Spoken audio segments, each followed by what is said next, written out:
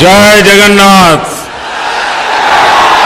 जय जगन्नाथ, जय जगन्नाथ। ओडिशार मोर प्रिय भाई भावनी मानकू मोर नमस्कार। कटक शहर पवित्र माटी को मोर प्रणाम।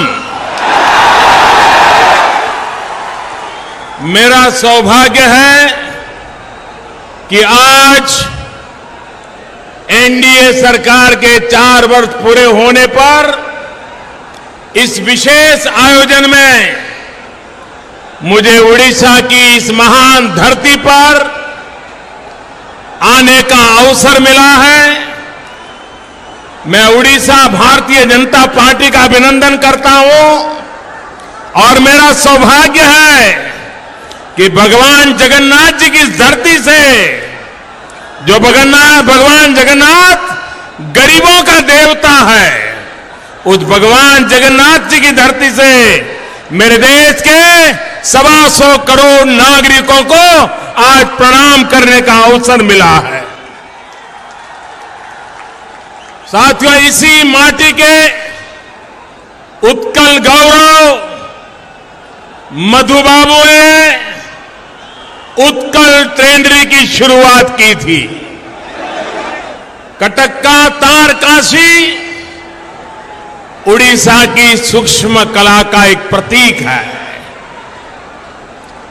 कटक शहर देश के अनेक स्वतंत्रता सेनानियों और महान व्यक्तियों की जन्मभूमि और कर्मभूमि रहा है। भारत के मुक्ति संग्राम के महान सेनानी नेताजी सुभाष चंद्र बोस का जन्म भी इसी पवित्र धरती पर हुआ था। कर्मवीर गौरी शंकर राय, उत्कल मणि गोपबंधु दास,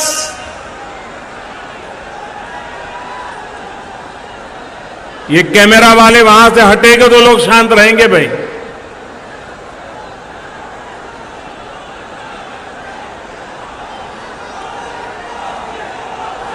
भारत माता की, भारत माता की। उत्कल केसरी डॉक्टर हरे कृष्ण मेहताब,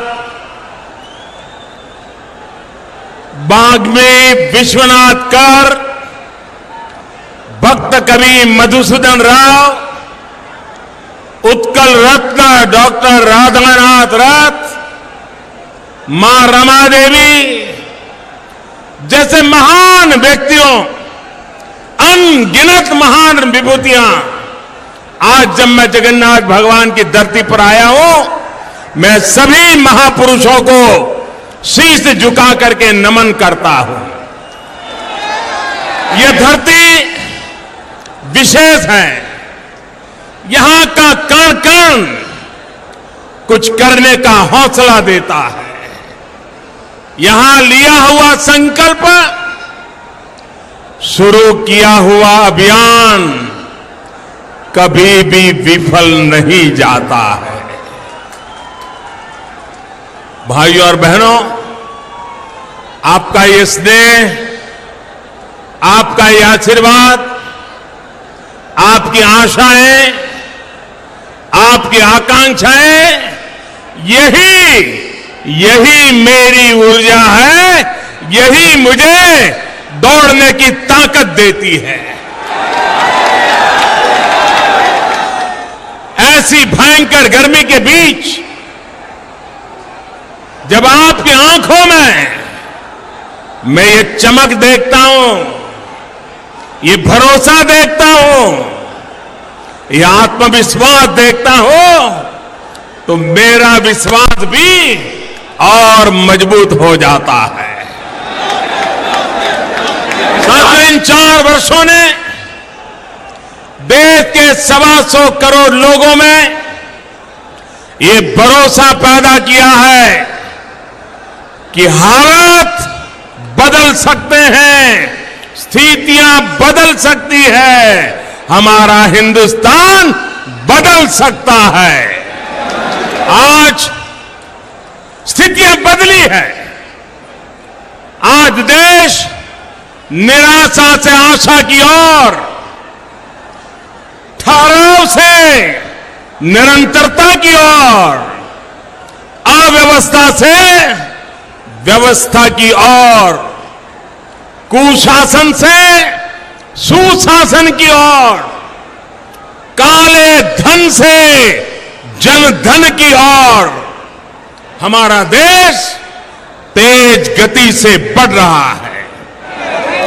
राष्ट्र निर्माण के लिए हो रहा ये परिवर्तन ही न्यू इंडिया का आधार है। आज देश के लोगों को भरोसा है कि दिल्ली में बैठी केंद्र सरकार कामाख्या, कन्याकुमारी, कश्मीर, कटक से लेकर बलिया, बीदर, बाड़मेर तक सबका साथ, सबका विकास, इस मंत्र पर चलते हुए जन जन के कल्याण के लिए कार्य कर रही है। ये वो एनडीए सरकार है जिसके लिए गरीबों का पसीना गंगा, यमुना, नर्मदा, कावेरी महानदी के जल से जल की तरह हमारे लिए गरीब का पसीना भी पवित्र है। ये वो एनडीए सरकार है जिसमें बैठे लोग गरीबी जी करके आए हैं, गरीब का दुख सहते हुए आगे बढ़े हैं और इसलिए गरीब की चिंता, गरीब का कल्याण उनका सबसे बड़ा कमिटमेंट है, कर्तव्य है। ये वो एनडीए सरकार है जिसके रहते देश में पहली बार राष्ट्रपति, उपराष्ट्रपति और प्रधान सेवक तीनों का ही बचपन एक एक पैसे की कीमत भली भांति समझते हुए बीता है। जिन्होंने बचपन से ईमानदारी से की गई कमाई का मतलब समझा है।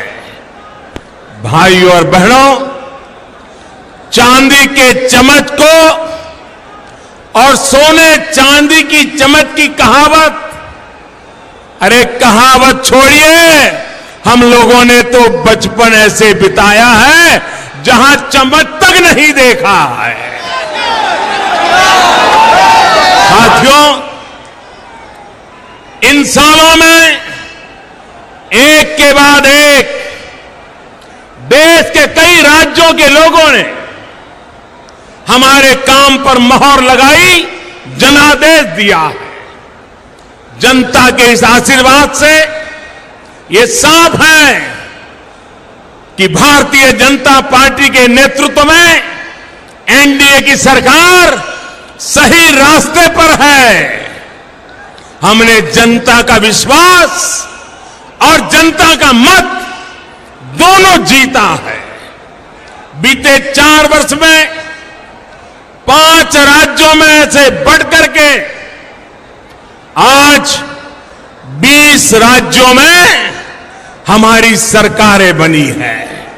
आपके आशीर्वाद से बनी है, आपके विश्वास से बनी है।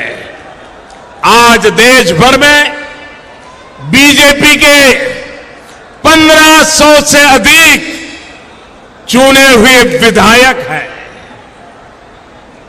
यहां ओडिशा समेत देश के अनेक स्थानीय निकायों में हमारे हजारों जनप्रतिनिधि आज जन सेवा में जुटे हुए हैं। पिछले 4 वर्षों में भारतीय जनता पार्टी सही मायने में पंचायत से पार्लियामेंट तक की एक विशाल पार्टी बन चुकी है। भाइयों और बहनों, हमें जनता का जो आशीर्वाद मिल रहा है, ये केवल हमारे दल या किसी नेता की जीत नहीं है, बल्कि जनता की विकास और विश्वास की जीत है। ये उन माताओं का आशीर्वाद है जिनको उज्ज्वला योजना ने धुएं की जिंदगी से मुक्ति दिलाई है। ये उन बेटियों की मुस्कान है जिनकी सुरक्षा और पढ़ाई को बेटी बचाओ बेटी पढ़ाओ की मुहिम ने प्राथमिकता दी है। ये उन युवाओं का उत्साह है जिनके सपने मुद्रा योजना और स्किल इंडिया ने पूरे किए हैं। ये उन अन्नदाताओं किसानों का आशीर्वाद है जिनको फसल बीमा, सिंचाई और खेती में लागत से 1.5 गुना कीमत सुनिश्चित की गई है। भाइयों और बहनों, 4 वर्ष पूर्व भारत की जनता के इरादे तो पूरे विश्व में उसी समय गूंज उठे थे जब 3 दशक के बाद, 30 साल के बाद उसने पूर्ण बहुमत वाली सरकार बनाई। पूर्ण बहुमत वाली सरकार अपने सहयोगी दलों के साथ मिलकर के जिस तरह काम कर रही है, जिस तरह के फैसले ले रही है, साफ नीयत के साथ सही विकास कर रही है। उसने दुनिया में देश की साख को और ऊंचा किया है। न हम कड़े फैसले लेने से डरते हैं और न ही हम बड़े फैसले लेने से चूकते हैं। भाइयों बहनों, जब देश में कंफ्यूजन नहीं, कमिटमेंट वाली सरकार चलती है, तभी सर्जिकल स्ट्राइक जैसे फैसले लेने की ताकत रखते हैं।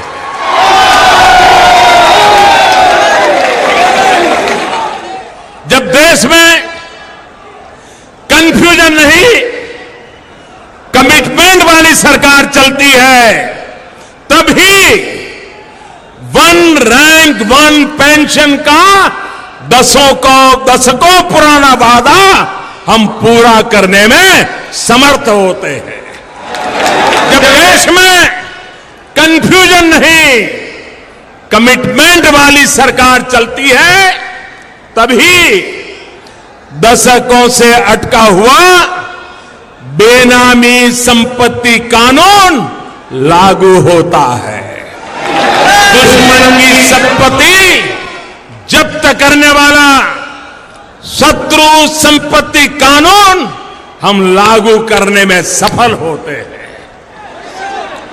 जब नीतियों से जानबूझकर कंफ्यूजन नहीं फैलाया जाता, जब कमिटमेंट वाली सरकार चलती है, तब बैंकों से कर्ज लेकर न लौटाने वाली कंपनियों को भी अपनी तिजोरियां खोलनी पड़ती है और देश को उसका पाई पाई वापस देने के लिए मजबूर होना पड़ता है। जब व्यवस्था में कंफ्यूजन नहीं, कमिटमेंट वाली सरकार चलती है, पारदर्शिता पर जोर दिया जाता है, तब जनधन बैंक खाते, आधार और mobile JAM jam Jan Dhan Aadhaar mobile phone की त्रिविध शक्ति से 80,000 करोड़ रुपए से ज्यादा गलत हाथों में जाने से ये रुपये भारत की जनता के बच जाते हैं। जब जनता के बीच कंफ्यूजन नहीं फैलाया जाता, जब कमिटमेंट वाली सरकार चलती है, तब देश का राजकोषीय घाटा कम करने का प्रयास सफल होता है। भाइयों और बहनों, सत्ता के लिए देश को भ्रमित करने वाले, देश से झूठ बोलने वाले न काले धन और भ्रष्टाचार के खिलाफ कार्रवाई कर सकते हैं और न ही देश को टैक्स के जाल से मुक्ति दिलाने का काम कर सकते हैं।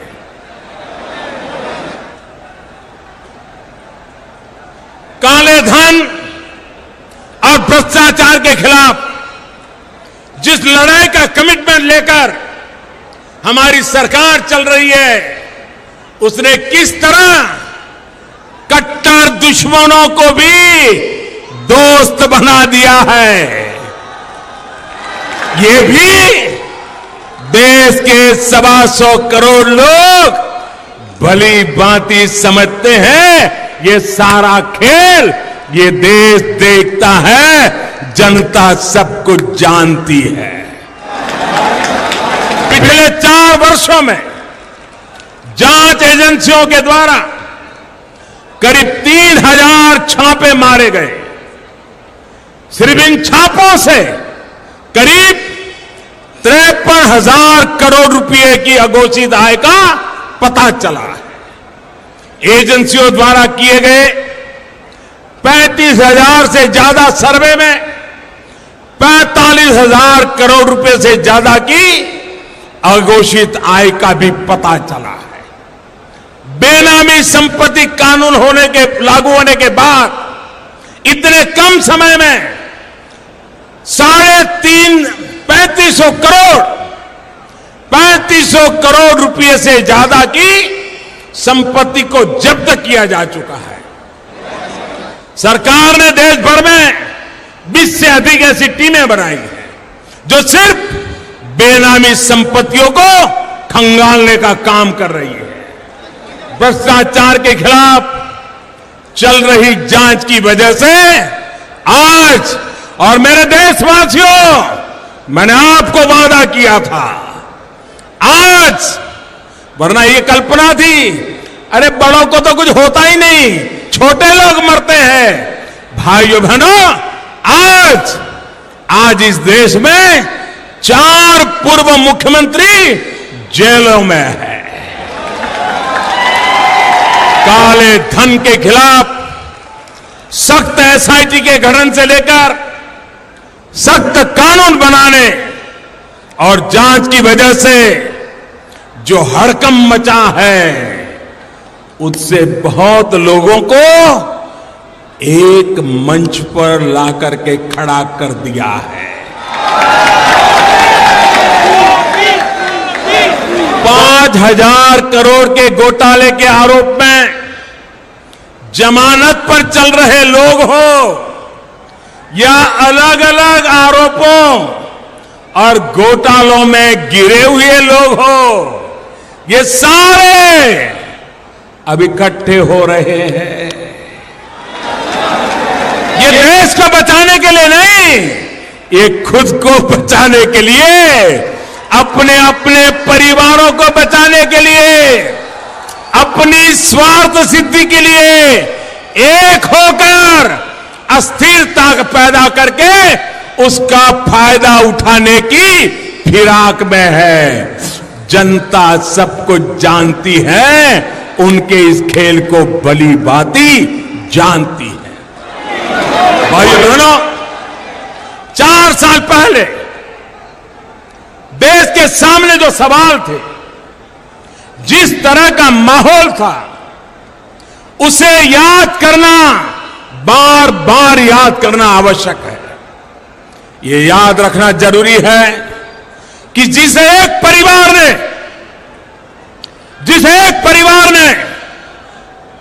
48 ईयर 38 साल देश पर राज किया, उसने देश की कितनी परवाह की। ये याद रखना जरूरी है कि फैमिली फर्स्ट के आगे नतमस्तक कांग्रेस के 48 साल में पीढ़ी दर पीढ़ी कैसे एक परिवार के लिए सत्ता के सिवाय कुछ नहीं, सत्ता ही सब कुछ रही। कौन भूल सकता है लाखों करोड़ों के घोटालों की वो खबरें, देश विदेश में शर्मिंदगी की वजह बनने वाले वो भ्रष्टाचार के कारनामे। देश के विकास से ज्यादा अपनी और अपनी टोली के विकास के लिए किसी भी हद तक चले जाने की करतूतें, रिमोट कंट्रोल से संचालित एक प्रधानमंत्री और इन सबसे भी ज्यादा कैबिनेट और प्रधानमंत्री कार्यालय से बाहर किए जाने वाले फैसले, और वो भी मंत्रियों को ईमेल पर निर्देश दिए जाते थे। इन लोगों ने मिलकर देश की साख को कहां से कहां पहुंचा दी थी। देश के लोग ये कभी नहीं भूल सकते हैं। क्या ऐसे भारत के लिए महात्मा गांधी ने लड़ाई लड़ी थी? सरदार पटेल ने देश का राजनीतिक एकीकरण क्या इसलिए किया था?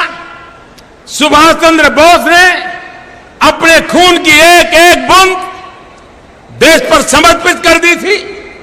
चंद्रशेखर आजाद, भगत सिंह ने क्या एक पिछड़े भारत के लिए, भ्रष्टाचार में डूबी व्यवस्थाओं वाले देश के लिए बलिदान दिया था? नहीं, हरगिज नहीं। अगर कांग्रेस और उसके परिवार ने यह समझा होता तो देश इस स्थिति में कभी नहीं पहुंचता जैसे 2014 से पहले था। गरीब को सिर्फ गरीबी हटाने के नारे दो,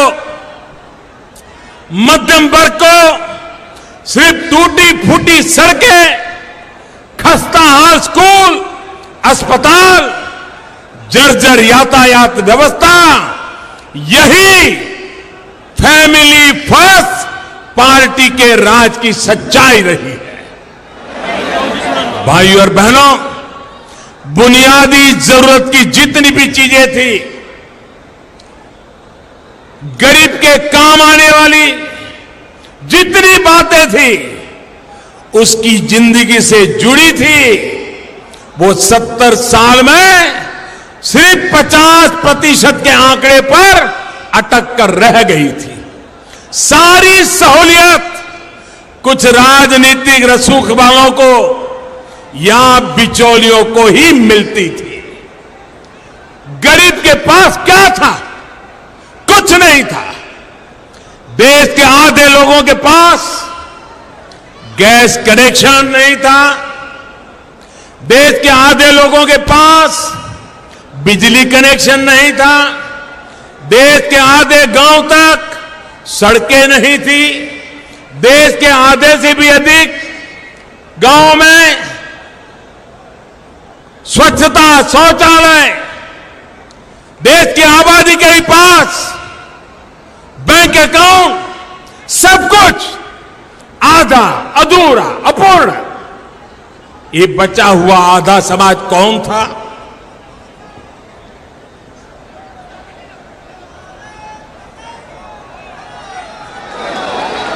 ये बचा हुआ आधा समाज कौन था? ये समाज था देश का आदिवासी, गरीब, दलित, पीड़ित, शोषित, वंचित, ये दबा हुआ समाज ही इन व्यवस्थाओं से वंचित था। साथियों, इस आधी अधूरी अपूर्ण व्यवस्था की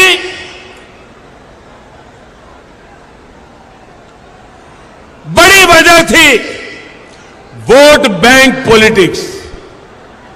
जब हम वोट बैंक पॉलिटिक्स ने कैसे देश को बर्बाद किया, इसकी बात करते हैं तो कुछ लोग इसे सिर्फ सांप्रदायिक नजरिए से ही देखते हैं, लेकिन इस वोट बैंक पॉलिटिक्स का घाव उससे भी ज्यादा गहरा रहा है। कुछ राजनीतिक दलों ने नाप तोलकर यह हिसाब बिठा करके रखा था कि चुनाव जीतने के लिए कितने लोगों का जोड़ तोड़ करना चाहिए, कहां से वोट का पॉकेट बनाए के रखना चाहिए, और फिर उसी समूह के लिए उसी आधार पर उनकी सरकारें निर्णय करती थी, फायदे पहुंचाती थी।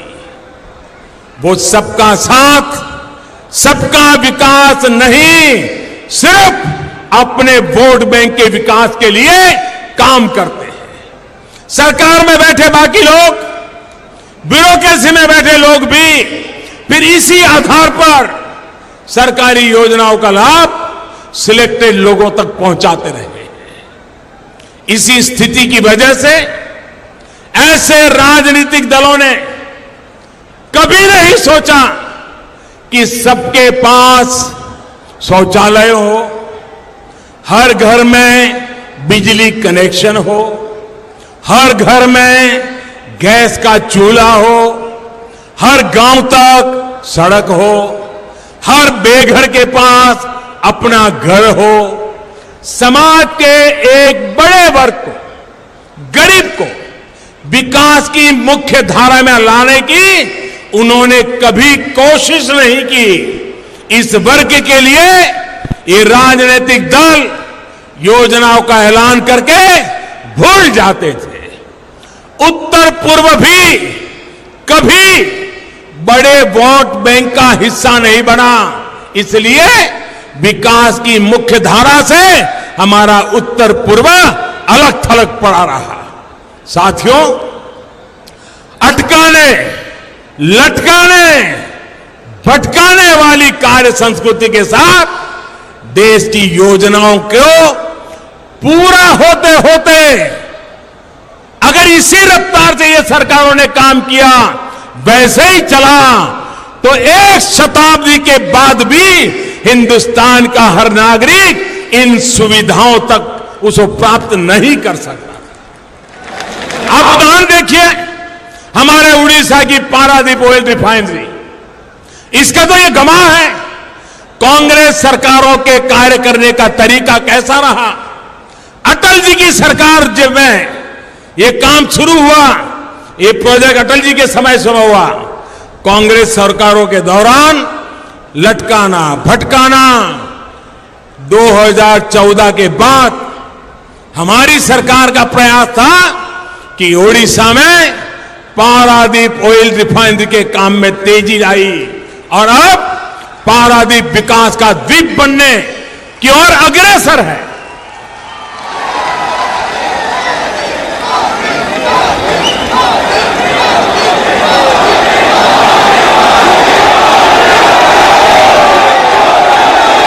भाई और बहनों, भारतीय जनता पार्टी के नेतृत्व में एनडीए सरकार देश की व्यवस्थाओं को ऐसी अनेक अपूर्णताओं से बाहर निकालकर संपूर्णता की ओर ले जाने का काम कर रही है। आज जब 4 वर्ष बाद मैं आपसे और पूरे देश से बात कर रहा हूं, तब मैं कह सकता हूं कि हमारी सरकार, और ये मैं बहुत जिम्मेवारी के साथ बता रहा हूं, 4 साल की तपस्या के बाद बता रहा हूं, और मेरे देशवासियों, मेरी ये बात मैं 125 करोड़ देशवासियों के चरणों में समर्पित करके बताता हूं, हमारी सरकार किसी जनपद से नहीं, ये जनमत से चल रही है। भाइयों और बहनों, आज देश के संपूर्ण गांवों तक बिजली पहुंच चुकी है।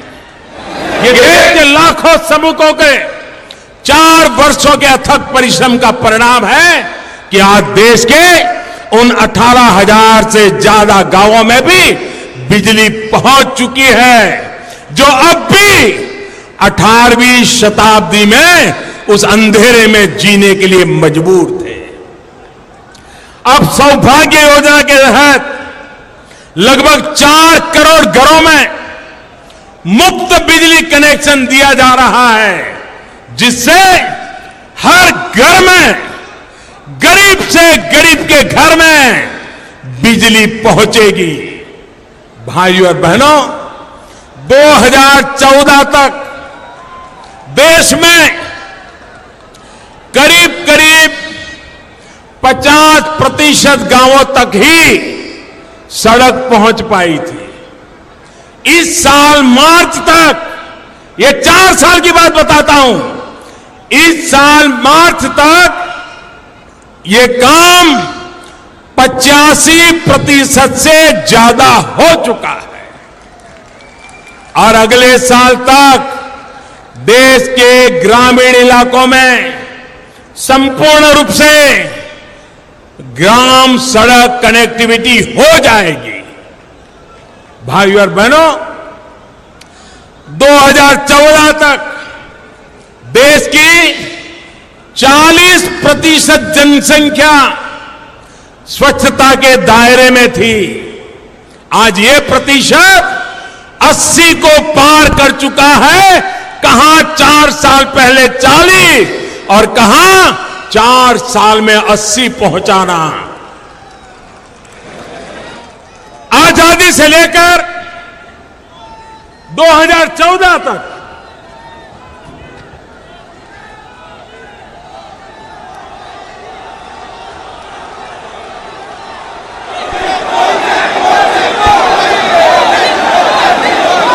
आजादी से लेकर 2014 तक आप विचार कीजिए, मैं 55, 60, 65 साल का हिस्सा बता रहा हूं।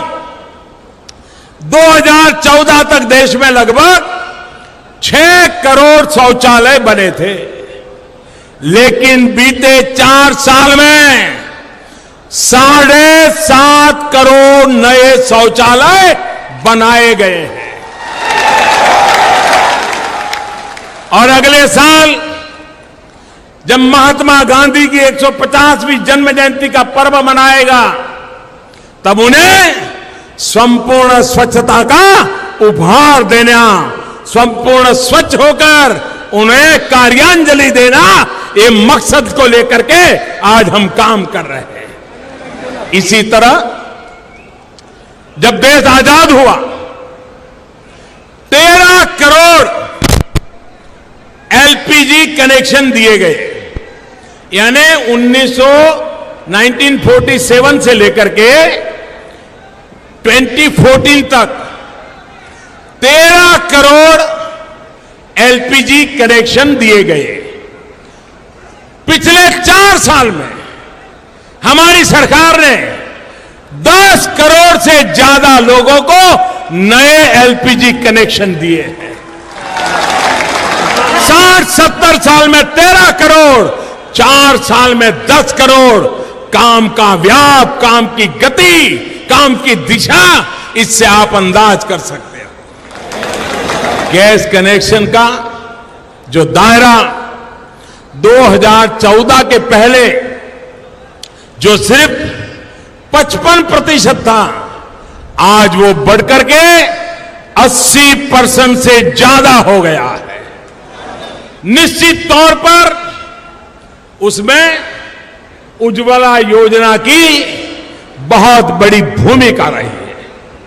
1 मई 2016 को शुरू होने के बाद से अब तक उज्ज्वला योजना के तहत 4 करोड़ महिलाओं को घरों में मुफ्त में गैस कनेक्शन दिया जा चुका है। और मेरे प्यारे भाइयों बहनों, उसमें उड़ीसा में भी 25 लाख परिवारों को, इन माताओं बहनों को धुएं से मुक्ति दिलाने का काम हमने किया है। वो दिन दूर नहीं भाइयों बहनों, गरीबों को वोट बैंक के ठेकेदारों के हवाले कर लिया गया था। बड़ी बात आप जानते हैं, ऐसा नहीं होता तो क्यों कांग्रेस को कभी यह नहीं दिखाई दिया कि गरीब को बैंक के दरवाजे से दुत्कार कर भगाया जा रहा था? क्यों कांग्रेस को कभी यह नहीं दिखाई दिया कि गरीब का भी जीवन है, उसे भी जीवन बीमा, दुर्घटना बीमा की जरूरत है? भाइयों और बहनों, वर्ल्ड बैंक की रिपोर्ट कहती है कि 2014 में सिर्फ 53% भारतीयों के पास ही बैंक अकाउंट थे। अब ये संख्या बढ़कर 80% से ज्यादा हो चुकी है। आज देश के लगभग हर परिवार में कम से कम एक बैंक अकाउंट जरूर है। जन धन योजना के तहत खोले गए 32 करोड़ अकाउंट ने गरीब को देश के अर्थव्यवस्था के साथ जोड़ दिया है। यहां ओडिशा में भी 1.25 करोड़ से ज्यादा गरीबों के बैंक खाते इस योजना के जरिए खोले गए हैं। अकेले ओडिशा में 1.25 करोड़ प्रधानमंत्री सुरक्षा बीमा योजना और जीवन ज्योति योजना के माध्यम से पिछले 4 साल में 19 करोड़ से ज्यादा गरीबों को सिर्फ ₹1 महीना या 90 पैसे प्रतिदिन के प्रीमियम पर इंश्योरेंस का, सुरक्षा का कवच दिया गया है। इसमें ओडिशा के भी लगभग 50 लाख लोग शामिल हैं। देश में 1 करोड़ लोगों को अटल पेंशन योजना से जोड़ा गया है।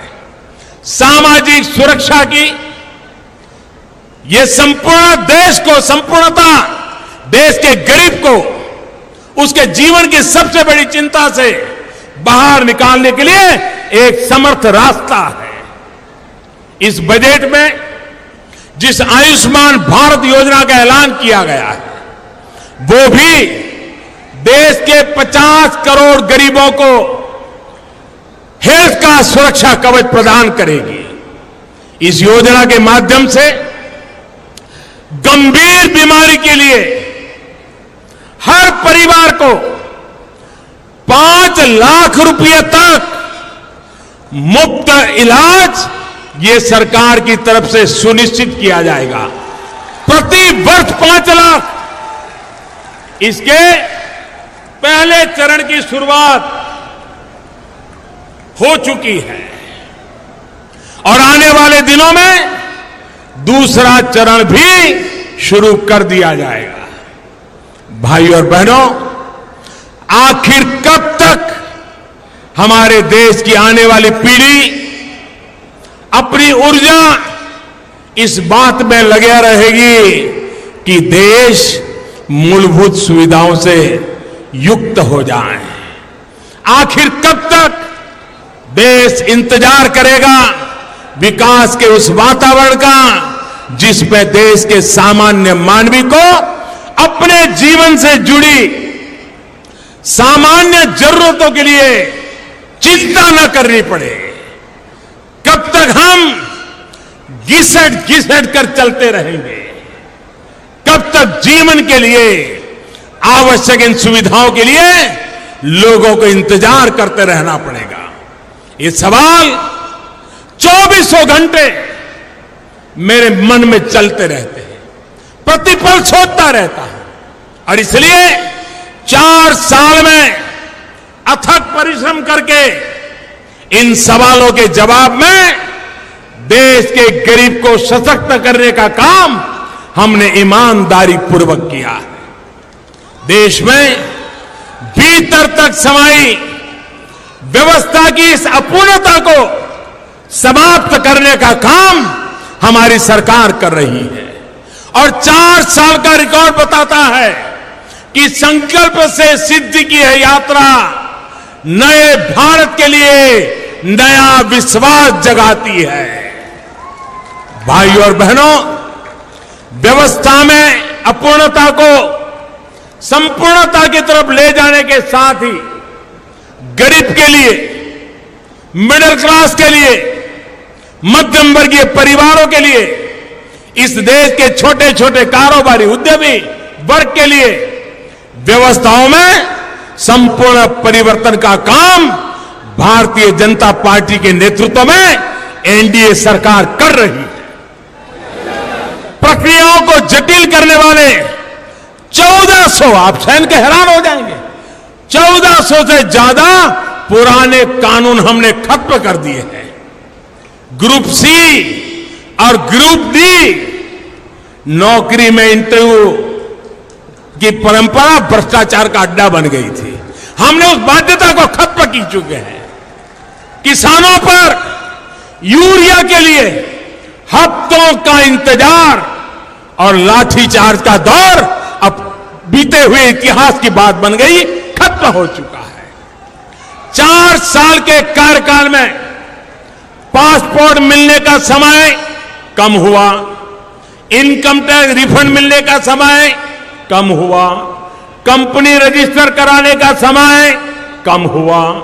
इतना ही नहीं, देश में काला धन का कारोबार करने वाली संदिग्ध कंपनियों की संख्या भी कम हो गई।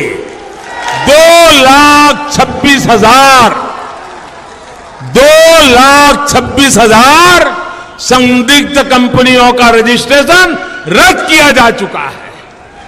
भाइयों और बहनों, देश आज जहां बंदरगाहों पर माल में आने जाने में लगने वाला समय घटा हुआ देख रहा है, वहीं जीएसटी के बाद लॉजिस्टिक्स सेक्टर का खर्च, ट्रकों का हाईवे पर लगने वाला जाम समय को भी अब कम कर रहा है। पहले की सरकार के समय जिस रफ्तार से महंगाई बढ़ रही थी, भूलिए मत, 2012-13 के वर्ष के दिन याद कीजिए, जिस रफ्तार से महंगाई बढ़ रही थी उस पर भी हमने नियंत्रण लगाने का कार्य किया है।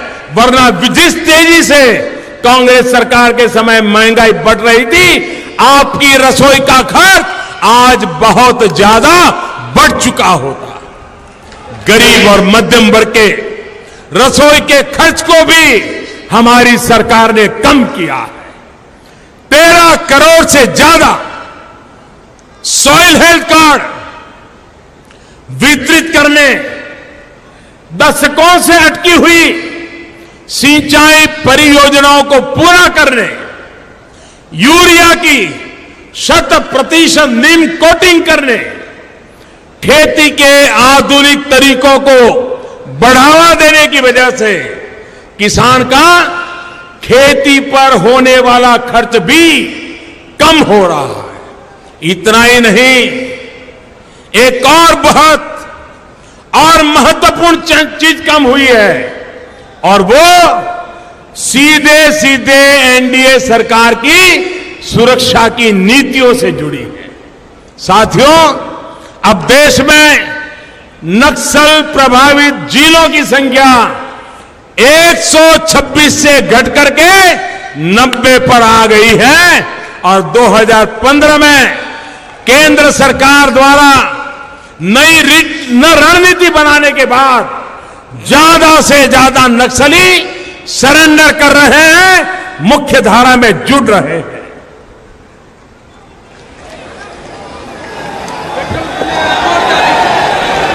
भाई और बहनों, बीते 4 वर्षों से जो सेवा का सौभाग्य मिला है, उसे नित्य, निरंतर, निस्वार्थ और निष्ठा भाव से नम्रता पूर्वक पूरा करने का हमने प्रयास किया है। सिद्धांतों के आधार पर राजनीति कर रहे हैं, रिश्ते नातों के लिए नहीं, देश और समाज के लिए खप रहे हैं। हमारी सरकारें भले ही बहुमत से बनी है, लेकिन हमने सर्वसम्मति से चलाने का प्रयास किया है। हमारे लिए डेवलपमेंट और गुड गवर्नेंस यही गुड पॉलिटिक्स का रास्ता है।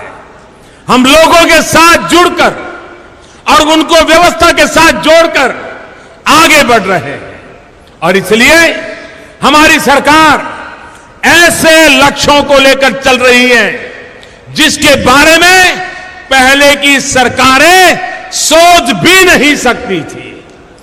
2022 तक देश के हर गरीब को घर देने का कार्य हो, या 2022 तक हमारे किसानों की आय दोगुनी करने का संकल्प हो। हम मुश्किल लक्ष्यों को तय करने में संकोच नहीं करते। इस सरकार की कार्य संस्कृति लक्ष्य तय करके उसे समय पर पूरा करने की है। भाइयों और बहनों, इन 4 वर्षों में हम सरकार की योजनाओं को उस दिशा की तरफ ले आए हैं जो गरीब, निम्न मध्यम वर्ग और मध्यम वर्ग की जिंदगी में बड़े बदलाव ला रही है। सरकार ने अपनी योजनाओं के माध्यम से मध्यम वर्ग की आशाओं, अपेक्षाओं से हमने योजनाओं को जोड़ा है। ऐसी योजनाएं जो उनकी जिंदगी को आसान बनाए, ईज ऑफ लिविंग को बढ़ाएं। देश का मध्यम वर्ग पढ़ाई के बेहतर संस्थान चाहता है, उचित मूल्य पर घर चाहता है, अच्छी सड़कें चाहता है, ट्रांसपोर्ट की बेहतर सुविधा चाहता है, आधुनिक अर्बन इंफ्रास्ट्रक्चर चाहता है।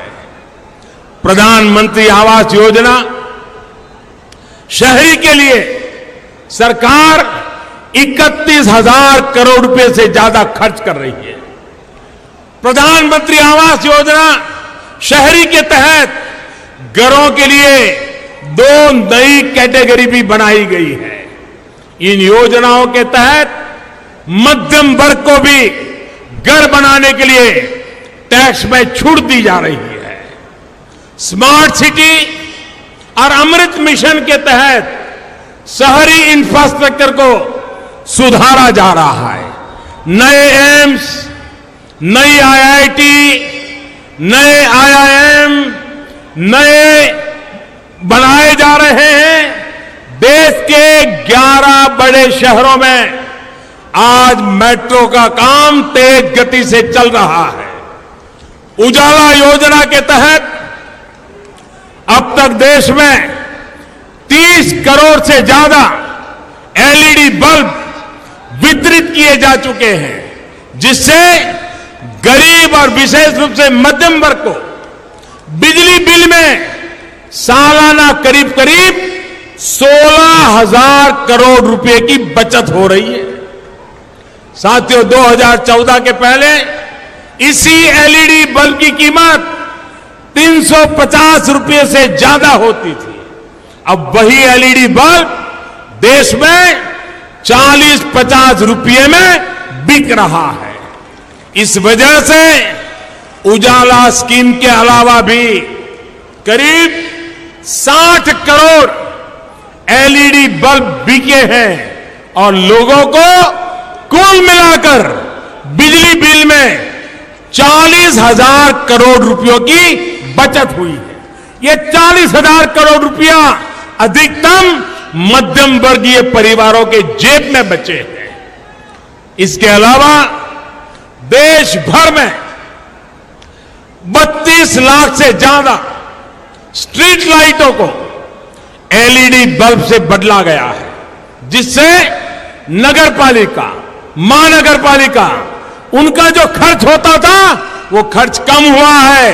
करोड़ रुपए बचे हैं और वो रुपए सामान्य मानवीय की सुविधाओं के लिए खर्च किए जा रहे हैं। इसके अलावा 3,000 से ज्यादा जन औषधि केंद्रों पर सस्ती दवाइयों की बिक्री, स्टैंड की कीमत में 85% तक की कमी, नी इम्प्लांट की कीमत पर नियंत्रण जैसे अनेक कार्य इस सरकार ने किए हैं जो प्रमुखतया मध्यम वर्ग, निम्न मध्यम को बहुत बड़ी राहत दे रहे हैं।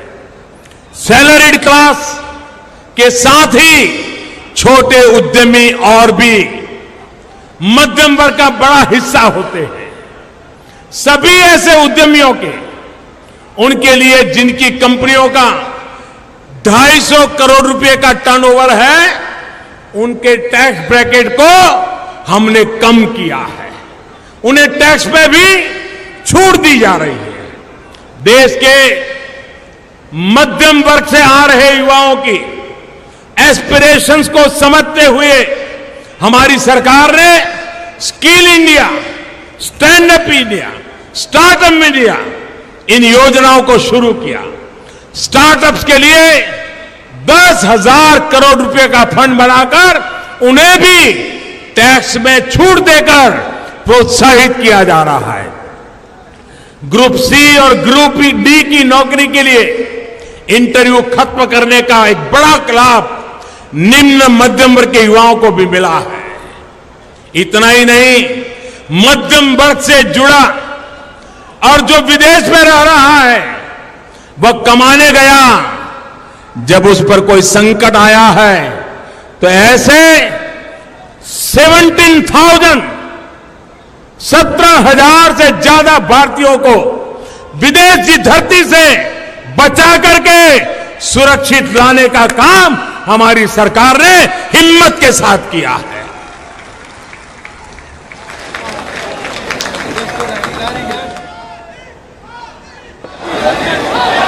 साथियों, आज दोगुनी रफ्तार से सड़कें बन रही हैं, रेल लाइनें बन रही हैं, पोर्ट डेवलप हो रहे हैं, गैस पाइपलाइन बिछ रही है, डिजिटल इंडिया के लिए ऑप्टिकल फाइबर बिछ रही है, बंद पड़े फर्टिलाइजर प्लांटों को खोलने का काम चल रहा है, करोड़ों घर बनवाए जा रहे हैं, शौचालय बनवाए जा रहे हैं, अस्पतालों को आधुनिकीकरण किया जा रहा है, नए अस्पताल बनवाए जा रहे हैं। ऐसी हर योजना, हर परियोजना अपने साथ विशेषकर मध्यम वर्ग के नौजवानों के लिए रोजगार के नए अवसर भी लेकर के आ रही है।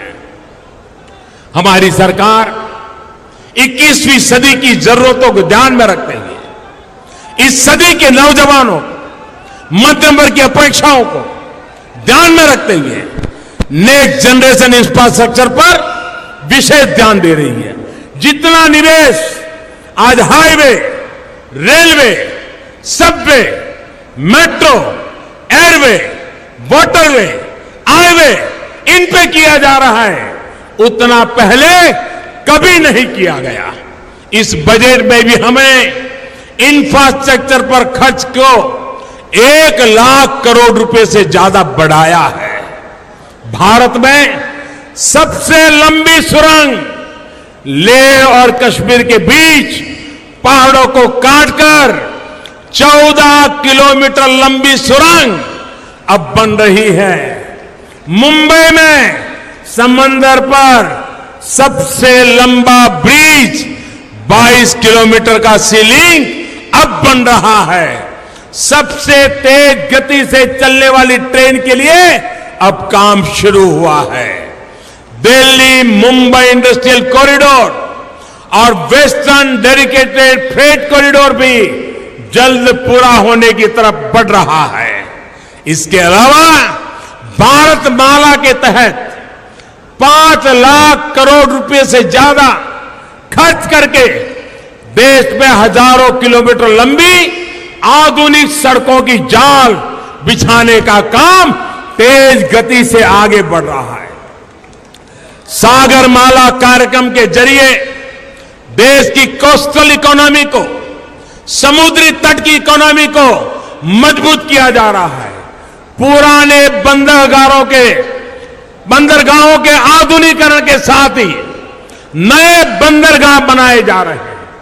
पिछले 4 वर्षों में हमारी सरकार ने उत्तर पूर्व के विकास के लिए, वहां कनेक्टिविटी बढ़ाने के लिए हजारों करोड़ रुपए का निवेश किया है।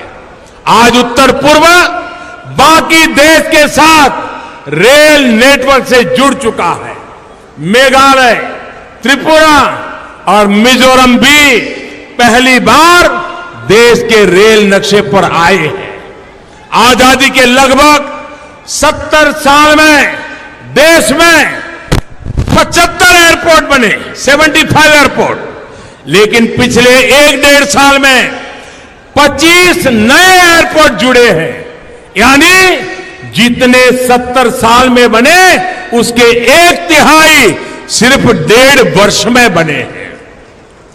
और भाइयों बहनों, ये सुनकर के आपको आश्चर्य होगा,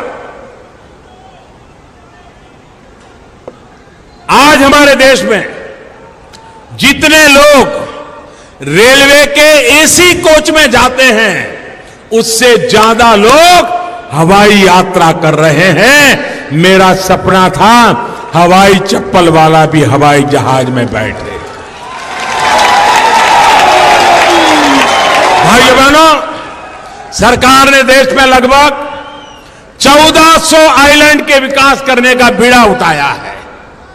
पहले चरण में अंडमान निकोबार में 16 आइलैंड और लक्षद्वीप में 10 आइलैंड के विकास का काम शुरू हुआ है। देश में अगली आर्थिक क्रांति का आधार ऐसे ही प्रोजेक्ट बनने वाले हैं। साथियों, देश में इस समय जो अभूतपूर्व आत्मविश्वास है, जो इच्छा शक्ति है, वो नए रिकॉर्ड बना रही है। पिछले 4 वर्षों में सबसे ज्यादा रिकॉर्ड विदेशी निवेश भारत में आया है।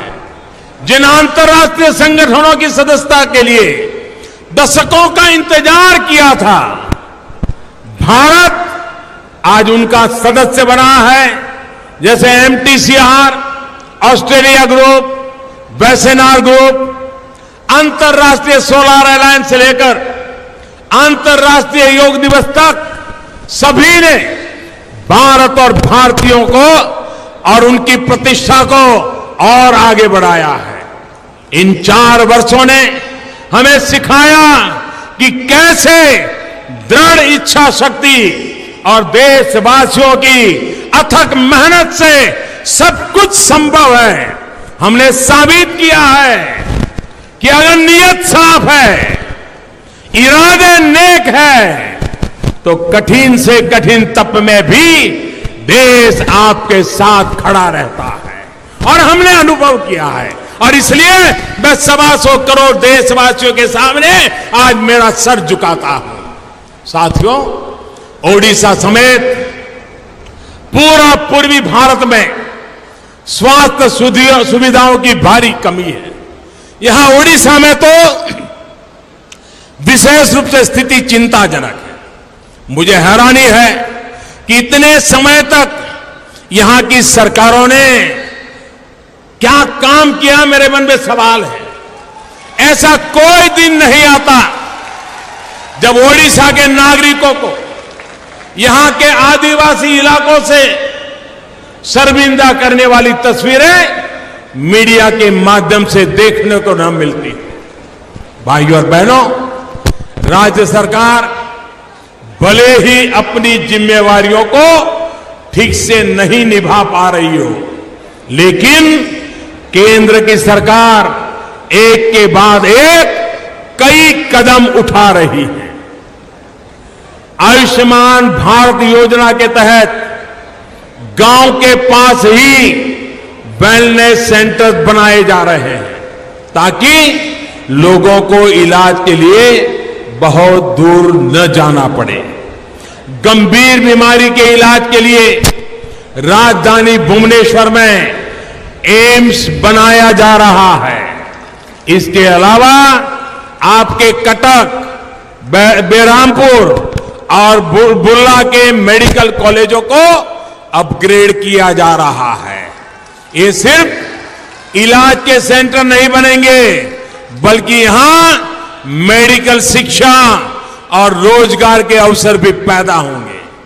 यहां नए डॉक्टर और नर्स तैयार करने के लिए हजारों नई सीटें जुड़ेंगी। मेडिकल एजुकेशन ही नहीं, बल्कि हायर और प्रोफेशनल एजुकेशन के भी बड़े संस्थान इस क्षेत्र में बनाए जा रहे हैं। संबलपुर में Indian institute of management IIM, तो बहरामपुर में Indian institute of science education and research यानी IISER इस क्षेत्र को नौजवानों को नए अवसर देने वाले हैं। साथियों, एक तरफ केंद्र सरकार उड़ीसा के लोगों के विकास के लिए जी जान से जुटी है, तो दूसरी तरफ राज्य सरकार यहां के गरीब, यहां के किसान के साथ गुमराह करने वाली बातें कर रही है। इसका सबसे जीवंत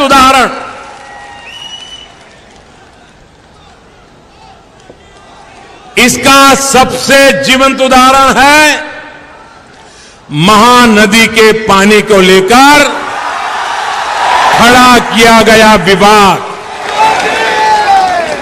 ओडिशा सरकार खुद विधानसभा के अंदर ये स्वीकार कर चुकी है कि महानदी का आधे से ज्यादा पानी बंगाल की खाड़ी में व्यर्थ बह जाता है। जब केंद्र सरकार द्वारा महानदी जल पर विवाद सुलझाने के लिए प्रयास किया गया, तो उड़ीसा सरकार ने उससे भी हाथ पीछे खींच लिए। खुद हमारे नितिन गडकरी जी ने भी मुख्यमंत्री जी को चिट्ठी लिखकर कहा कि इस विवाद को समयबद्ध तरीके से सुलझाने के लिए काम करते हैं। एक ट्रिब्यूनल बनाने का भी प्रस्ताव रखा, जो भी ठुकरा दिया गया। इतने साल के शासन के बावजूद राज्य सरकार ऐसी व्यवस्थाएं विकसित नहीं कर सकी कि महानदी का जल यहां के गरीबों को, यहां के किसानों को लाभ पहुंचाए, खेतों तक पानी पहुंचे। इतना ही नहीं, महानदी के अलावा ओडिशा में जो 5 नदियां बहती हैं, उनके जल का भी उचित इस्तेमाल उड़ीसा की राज्य सरकार नहीं कर पाई है। आज उड़ीसा के लोग जानना चाहते हैं कि 20 साल पहले शुरू हुआ लोअर इंदिरा सिंचाई प्रोजेक्ट क्यों बरसों तक लटका रहा?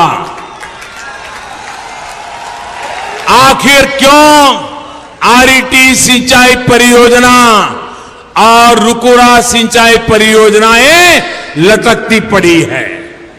क्यों इन सिंचाई परियोजनाओं को लटकाकर इनकी लागत राशि 4 गुना 5 गुना बढ़ाई गई है? क्यों उड़ीसा के किसानों को उनके हाल पर छोड़ दिया गया है? साथियों, ओडिशा के किसान की स्थिति को बदलने के लिए, उसके खेत तक पानी पहुंचाने का बड़ा बीड़ा अब केंद्र सरकार ने उठाया है। इन महत्वपूर्ण परियोजनाओं के अलावा 4 और सिंचाई परियोजनाओं को अगले साल तक पूरा करने के लक्ष्य पर हमारी सरकार आज काम कर रही है। ओडिशा की ये 8 सिंचाई परियोजनाएं देश की उन 99 सिंचाई परियोजनाओं में शामिल है जो कई दशकों से अटकी हुई थी। इन परियोजनाओं को पूरा करने के लिए केंद्र सरकार 80,000 करोड़ रुपए से ज्यादा राशि खर्च कर रही है। साथियों, किसानों के साथ इसी रवैये ने देश के कृषि सेक्टर की ऐसी हालत कर दी थी निरंतर आय कम होने की वजह से किसान की आने वाली पीढ़ियां गढ़ छोड़ने पर मजबूर थी। इस स्थिति को बदलने के लिए हमारी सरकार 2022 तक किसान की आय दोगुनी करने के लक्ष्य पर काम कर रही है। सरकार बीज से बाजार तक नई व्यवस्थाएं विकसित कर रही है। किसानों को लागत का 1.5 गुना एमएसपी मिले, ये सुनिश्चित करने का प्रयास किया जा रहा है। वहीं किसानों को प्रकृति की मार से बचाने के लिए फसल बीमा योजना चल रही है। माइक्रो इरिगेशन से लेकर सोलर पंप तक की सुविधा किसानों को दी जा रही है। वहीं किसान अपनी फसल को आसानी से बेच पाए, इसके लिए देश के 22,000 ग्रामीण हाटों को अपग्रेड किया जा रहा है। ग्रामीण रिटेल एग्रीकल्चर मार्केट यानी ग्राम की अवधारणा सामने रखी गई है। इनको इनाम प्लेटफॉर्म से जुड़ी मंडियों से जोड़ने का काम भी किया जाएगा। किसान क्रेडिट कार्ड का दायरा पशुपालन और मछली पालन जैसे काम के लिए भी बढ़ाया गया है। इससे कोस्टल रीजन में रहने वाले ओडिशा के भी हमारे किसान और मछुआरे भाइयों बहनों को लाभ होने वाला है। इस बजट में गांव और कृषि के लिए कुल 14 लाख करोड़ रुपयों का प्रावधान किया गया है, जो अभूतपूर्व है। उड़ीसा जैसे समुद्री किनारे पर बसे इलाकों में ब्लू रिवॉल्यूशन की क्षमता है। कर्नाटक के, तमिलनाडु के, केरल के, उड़ीसा के ये जो हमारे मछुआरे भाई बहन हैं, उनको मछली पकड़ने में सुविधा हो, इसके लिए केंद्र सरकार बड़े ट्रॉलर खरीदने में आर्थिक मदद भी दे रही है। साथियों, जब नीयत साफ हो तभी सही विकास संभव है, तभी सबका साथ सबका विकास का संकल्प सिद्ध हो सकता है। 4 वर्षों में नॉर्थ ईस्ट से लेकर जम्मू कश्मीर तक हमारी सरकार दिलों के माध्यम से देश को जोड़ने का काम कर रही है।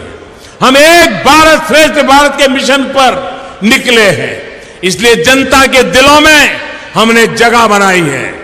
लेकिन जिन्होंने पूरा जीवन अपने परिवार और अपने रिश्तेदारों के सपनों को पूरा करने में खपा दिया, वो 4 वर्षों की सत्ता विहीनता से ही छटपटाने लगे हैं। वो छटपटा रहे हैं। उनको मैं बताना चाहता हूं कि मोदी जब तक राष्ट्र निर्माण के इस महान यज्ञ में पूरी श्रद्धा से अपनी आहुति डालता रहेगा, तब तक आपका हर प्रयास जनता और हमारे समीकरणों को और मजबूत करने वाला बनने वाला है। आपके आशीर्वाद से देश के विकास के जिस पथ पर हम पिछले 4 साल से बढ़ रहे हैं, उसे डिगाना इतना आसान नहीं है। साफ नियत और सही विकास के बुलंद नारे के साथ देश विकास पथ पर इसी ऊर्जा के साथ बढ़ता रहेगा। और बात सिर्फ 4 साल की नहीं है, अभी तो लंबा सफर बाकी है। 2022 में न्यू इंडिया का संकल्प सिद्ध करने के लिए हम 125 करोड़ भारतीय मिलकर कार्य करें। आने वाली पीढ़ियों के लिए एक मजबूत राष्ट्र का निर्माण करें। इसी कामना के साथ मैं अपनी बात समाप्त करता हूं। आप सभी का बहुत बहुत धन्यवाद। और फिर एक बार अपने मोबाइल फोन से लाइट जलाइए, मोबाइल फोन का फ्लैश कीजिए और पूरी तरह जय जगन्नाथ को याद कीजिए। जय जगन्नाथ, जय जगन्नाथ। हर एक के मोबाइल फोन की लाइट जलनी चाहिए। जय जगन्नाथ, जय जगन्नाथ, जय जगन्नाथ, जय जगन्नाथ। बहुत बहुत धन्यवाद।